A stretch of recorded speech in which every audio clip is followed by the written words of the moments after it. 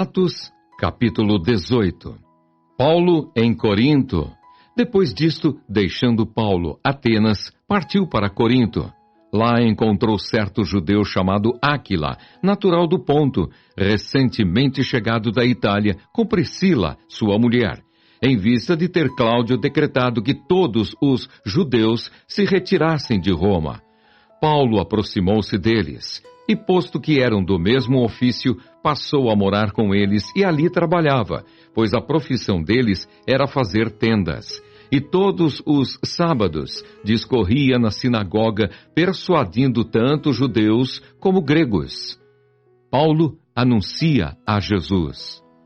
Quando Silas e Timóteo desceram da Macedônia, Paulo se entregou totalmente à palavra, testemunhando aos judeus que o Cristo é Jesus. Opondo-se eles e blasfemando, sacudiu Paulo as vestes e disse-lhes: sobre a vossa cabeça o vosso sangue, eu dele estou limpo, e desde agora vou para os gentios. Saindo dali, entrou na casa de um homem chamado Tício, justo, que era temente a Deus. A casa era contígua à sinagoga, mas Crispo, o principal da sinagoga, creu no Senhor com toda a sua casa. Também muitos dos coríntios, ouvindo, criam e eram batizados. Teve Paulo durante a noite uma visão em que o Senhor lhe disse: não temas, pelo contrário, fala e não te cales, porquanto eu estou contigo e ninguém ousará fazer-te mal, pois tenho muito povo desta cidade. E ali permaneceu 1 ano e 6 meses, ensinando entre eles a palavra de Deus. Paulo perante Gálio. Quando, porém, Gálio era procônsul da Acaia, levantaram-se os judeus concordemente contra Paulo e o levaram ao tribunal, dizendo: este persuade os homens a adorar a Deus por modo contrário à lei. Ia Paulo falar quando Gálio declarou aos judeus: se fosse, com efeito, alguma injustiça ou crime da maior gravidade, ó judeus, de razão seria atender-vos. Mas, se é questão de palavra, de nomes e da vossa lei, tratai disso vós mesmos. Eu não quero ser juiz dessas coisas. E os expulsou do tribunal.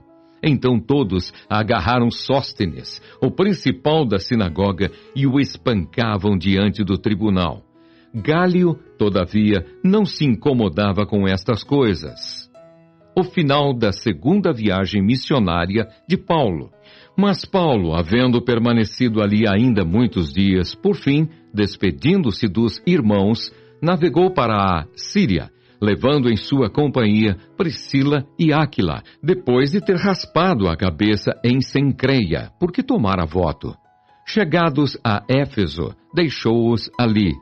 Ele, porém, entrando na sinagoga, pregava aos judeus. Rogando-lhe eles que permanecesse ali mais algum tempo, não acedeu. Mas despedindo-se, disse: se Deus quiser, voltarei para vós outros. E embarcando, partiu de Éfeso. Chegando a Cesareia, desembarcou, subindo a Jerusalém, e tendo saudado a igreja, desceu para Antioquia. Havendo passado ali algum tempo, saiu, atravessando sucessivamente a região da Galácia e Frígia, confirmando todos os discípulos.